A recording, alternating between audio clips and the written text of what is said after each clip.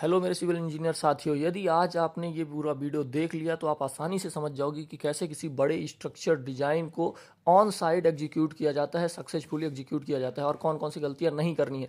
तो इस वीडियो में हम यही बताने वाले हैं। स्काईलाइन थिंकर्स में आपका स्वागत है दोस्तों, जो कि एक सिविल इंजीनियर्स ट्रेनिंग इंस्टीट्यूट और आर्किटेक्चरल डिजाइन कंसल्टेंसी आप हमसे जुड़ भी सकते हैं दोस्तों। तो सबसे पहले आपको मैं बताऊं कि जब स्ट्रक्चर डिजाइन के साथ आप काम कराते हो तो आपको सबसे पहले जो ध्यान रखना है दोस्तों, वो ये ध्यान रखना है कि यहाँ पे देखो फुटिंग हो गई, गड्ढा हो गया। गड्ढा जो साइज कर दिया जाता है, फुटिंग जो साइज की दी जाती है, हमेशा लोग क्या करते हैं, उससे कम गड्ढा खोदते हैं। जेसीबी से कराए तो वो नीचे साइड कम खुदता है, ऊपर तो बड़ा दिखता है। अब इसमें फुटिंग की गई, फुटिंग की जो साइज थी, तो देखो जो लोहा वगैरह है ना इसका फुटिंग का, वो जाके मिट्टी में लड़ रहा है। अब बाद में इस मिट्टी को छांटना पड़ेगा, जिससे शटरिंग भी लगाने के लिए सफिशिएंट स्पेस नहीं बची है। तो सबसे पहला काम, जब गड्ढा हो तो प्रॉपर सेंटर में एक पॉइंट गिरा के ये देख लेना है कि फुटिंग बराबर है या नहीं।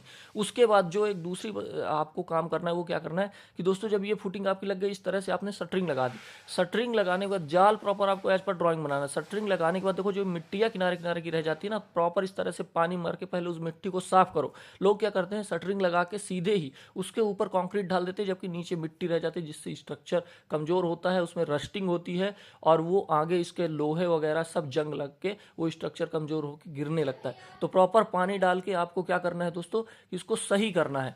फिर उसके जब ये मिट्टी हट जाएगी, फिर उसमें इस तरह की कंक्रीटिंग करनी है। कंक्रीटिंग करते समय मसाला एकदम बराबर एक्यूरेट होना चाहिए। M20 का है या M25 का है या M30 का है, वो रेशियो प्रॉपर मेंटेन रखो। वाटर सीमेंट रेशियो मेंटेन रखना बहुत जरूरी। कई लोग मसाले का रेशियो तो रख लेते हैं, लेकिन वाटर सीमेंट रेशियो मेंटेन नहीं कर पाते कि कितना पानी होना चाहिए। उसको भी आप स्लम्प टेस्ट के द्वारा एकदम डन कर सकते हो। और जब ये फुटिंग बनवाओ तो इस तरह की प्रॉपर फुटिंग आनी चाहिए, जिसमें आपको साहुल सूता से प्रॉपर लेवल लेके काम कराना है। अब दोस्तों, जब आपकी फुटिंग की ढलाई हो जाती है तो हम आप फाइनली इसमें आते हैं कि अब ये दिखता कैसे। तो देखो, फुटिंग की ढलाई के बाद कोई कोई फुटिंग स्लोप फुटिंग होगी, कोई ट्रेपोजाइडल फुटिंग होगी, कोई स्टेप फुटिंग होगी, कोई कॉर्नर फुटिंग होगी। तो सबकी अलग अलग डिजाइन होती है। उसके बाद अब देखो, इसके बाद जो है यहाँ पे पॉइंट लगाने होते हैं, क्या, कॉलम मार्किंग के।